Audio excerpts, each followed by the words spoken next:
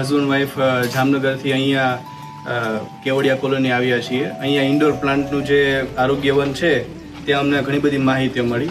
આપણે રોજિંદી જીવનમાં ઘણી બધી આપણે કામગીરી કરતા હોઈએ છીએ. આ હેક્ટિક લાઈફમાં જો ઇન્ડોર પ્લાન્ટ આપણી સાથે હોય, ઘર છે, ઓફિસ છે, તો એક પોઝિટિવ વાઇબ્સ આવે છે.